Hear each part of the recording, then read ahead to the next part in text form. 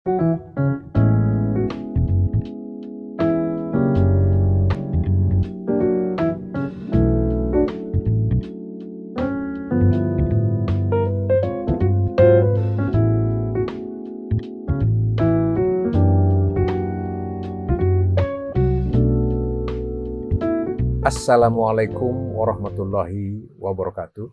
Salam sejahtera untuk kita semua. Jumpa kembali di channel khusus kesehatan, Ngobrol Sehat bersama Profesor Del Fitri Munir.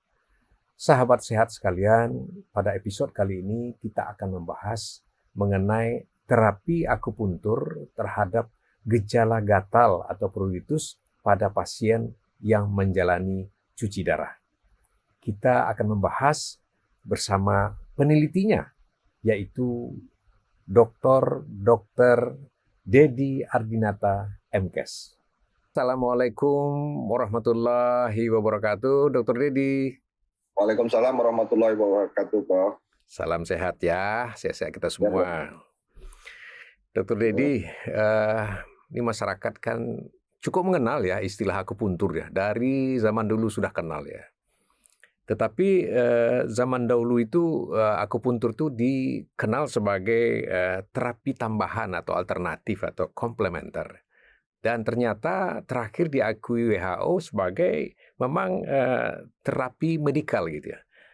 Tolong cerita sedikit Dr. Dedi bagaimana sejarah akupuntur ini dan kemudian bagaimana di Indonesia. Silakan Dr. Dedi. Terima kasih, Prof. Perkembangan akupuntur itu diawali zaman dinasti Yelo namanya, Prof. Sekitar 3.000 tahun sebelum Masehi sudah ada ilmu akupuntur ini. Kemudian berkembang hampir ke seluruh dunia, terutama di Asia itu ke Jepang dan ke Korea, terutama karena itu yang paling dekat dengan secara geografis dengan Cina. Sehingga saat ini juga Jepang dan Korea itu punya style akupuntur juga sendiri yang mereka kembangkan, yang mempunyai perbedaan dengan akupuntur yang dikembangkan di Tiongkok.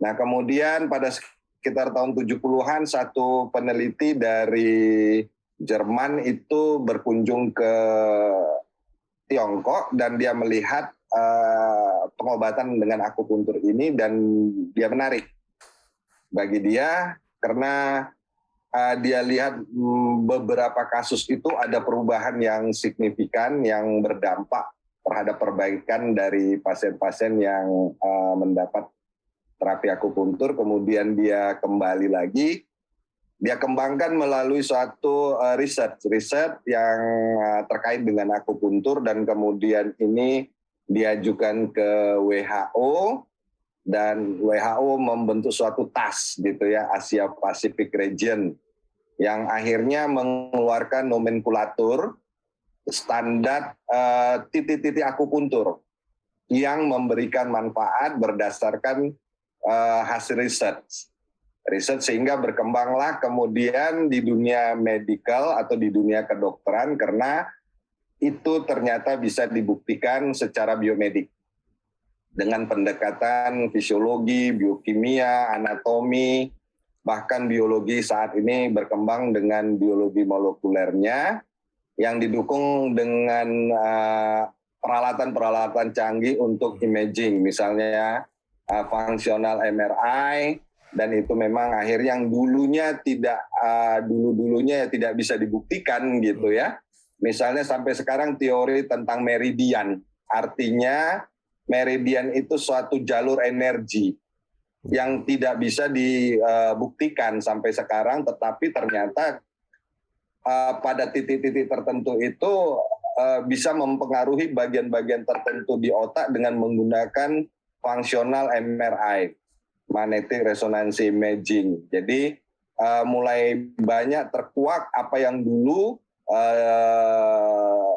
tradisional Chinese medicine-nya itu berdasarkan pengalaman ya Prof ya, berdasarkan testimoni, dan itu ternyata saat ini banyak yang bisa terbuktikan, diantaranya salah satunya adalah yang saya lakukan penelitiannya, Prof. Kemudian berkembang ke Indonesia. Oh ya, silakan. Pertama kali itu mungkin saat tahun 65, Prof. Pada saat Presiden Soekarno sakit itu, kalau kita lihat sejarahnya ada 6 orang dokter dari Tiongkok diundang untuk mengobati beliau. Dan 6 itu ternyata dokter akupuntur yang kemudian 3 balik lagi, 3 tetap ada di Rumah Sakit Cipto Mangunkusumo untuk mengembangkan akupuntur itu. Dan sampai sekarang berkembang dengan adanya pendidikan spesialis spesialis akupuntur di Universitas Indonesia, Jakarta, di UI, Prof. Iya. Dan baru-baru ini juga sekitar lebih kurang 3-4 tahun ini udah ada di Universitas 11 Maret Solo. Baik, iya. Jadi memang kalau kita baca-baca ya perkembangan akupuntur ini ya cukup bermanfaat ya. Banyak sekali penyakit-penyakit yang dengan pengobatan biasa medikal atau kita kenal dengan konvensional itu kurang memuaskan, tetapi dengan akupuntur cukup bermanfaat untuk dilakukan terapi. Nah, Dr. Dedi kan sudah melakukan ya sebuah riset penelitian ya dalam bentuk disertasi ya, bagaimana manfaat akupuntur ini terhadap orang-orang yang sedang melakukan cuci darah ya, yang muncul gejala gatal atau pruritus, ternyata bisa disembuhkan dengan akupuntur. Silakan Dr. Dedi cerita mengenai penelitiannya. Ya, terima kasih, Prof. Penelitian saya ini dilatar belakangi memang bahwa insiden dari istilahnya pruritus atau gatal-gatal yang dialami oleh pasien-pasien yang menjalani cuci darah ini cukup tinggi, sekitar 50-70%. Apa dampaknya dari gatal-gatal yang dialami oleh para pasien itu adalah gangguan tidur, dia susah tidur, Prof. Kemudian mengganggu aktivitasnya sehari-hari, dan ini pada akhirnya menyebabkan kualitas hidupnya menurun. Tentunya para ahli sudah banyak memikirkan bagaimana mengatasi ini, baik dengan menggunakan obat-obatan maupun tanpa obat-obatan. Misalnya dengan obat-obatan itu secara farmakologis, beberapa obat tentunya pasien-pasien itu akan memiliki efek samping, Bro. Sedangkan ginjalnya sendiri sudah mengalami kerusakan, dan fungsi ginjal itu salah satunya adalah mengeluarkan sisa-sisa metabolisme dari obat-obatan, dan ini kalau tidak dikeluarkan menimbulkan masalah. Sedangkan tindakan yang tanpa obat-obatan atau non-farmakologis yang dikenal, itu ada beberapa, misalnya dengan penggunaan sinar, penggunaan Japanese semacam handuk dia, Prof. Jadi digosok dengan handuk itu, Japanese towel. Dan demikian juga dengan akupuntur. Jadi beberapa riset tentang akupuntur juga terkait dengan gatal-gatal ini memberikan cukup manfaat yang signifikan dan dengan efek samping yang sangat minimal. Ya, seperti apa yang saya dapatkan juga dalam penelitian saya, bahwa itu hanya 1 jarum yang dicucukkan pada sudut siku lengan yang dipilih, yang tidak ada akses. Biasanya kan orang yang cuci darah itu ada selang yang dihubungkan dengan pembuluh darah untuk sirkulasi darah yang dicuci, Prof. Jadi sisi yang berlawanan supaya tidak mengganggu. Dan itu dibiarkan selama 1 jam selama dia melakukan cuci darah. Itu penelitian saya dilakukan selama lebih kurang 16 minggu, Prof. 16 minggu dengan 2 hari sekali, 2 kali dalam 1 minggu. Itu menunjukkan bahwa keluhan gatalnya itu menurun, Prof. Nah, pada pasien-pasien itu tentunya pada waktu penelitian kita meminta kepada mereka tidak menggunakan obat-obat yang selama ini mereka gunakan untuk mengurangi gatal-gatalnya.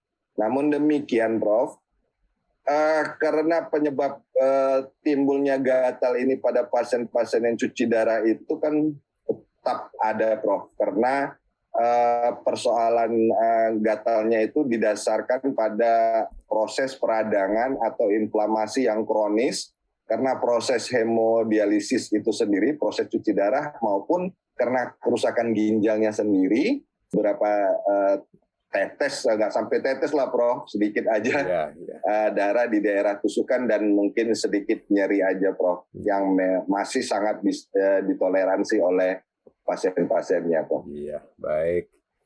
Memang dilema ya, orang cuci darah karena memang ginjalnya tidak berfungsi ya. Ini muncul gatal, nggak bisa tidur ya, gelisah, tentu akan mengganggu sekali. Satu sisi dia memang tidak dianjurkan makan obat ya, karena akan menambah berat ginjal lagi gitu. Jadi jalan satu-satunya adalah dengan akupuntur dan ternyata hasilnya sangat membantu ya, Dr. Dedi ya? Ya, sangat membantu gitu. Pasiennya lebih mudah tidur, Prof. Alhamdulillah. Tidaknya. Iya. Jadi berapa kali jadinya dilakukan? 16 kali, Prof. Setiap dalam 1 minggu 2 kali aja. Berarti 3 hari sekali ya? Iya, 3 hari sekali. Sesuai dengan kalau kita kan jadwal cuci darah dari pasien-pasien itu juga kebanyakan 2 kali, Prof. Jadi kita ikut jadwal dari cuci darahnya aja, Bro. Jadi setiap dia datang cuci darah, setelah cuci darah langsung dilakukan akupuntur ya? Iya, Bro. Oke. Baik, Dr. Dedi, sangat informatif sekali dan sangat bermanfaat sekali bagi saudara-saudara kita yang sedang menjalani cuci darah, yang tentu yang ada gejala gatal atau pruritus bisa dilakukan penanggulangan pengobatan dengan menggunakan akupuntur ya. Ya, sesuai dengan jadwal saja ya. Setiap datang cuci darah dilakukan terapi akupuntur. Mudah-mudahan ini sangat bermanfaat untuk pasien kita, bisa tidur ya, tentu bisa istirahat ya, sehingga kualitas hidup pasien kita lebih baik. Terima kasih Dr. Dedi atas informasinya. Semoga bermanfaat untuk penonton sahabat sehat kita. Wassalamualaikum warahmatullahi wabarakatuh. Waalaikumsalam warahmatullahi wabarakatuh.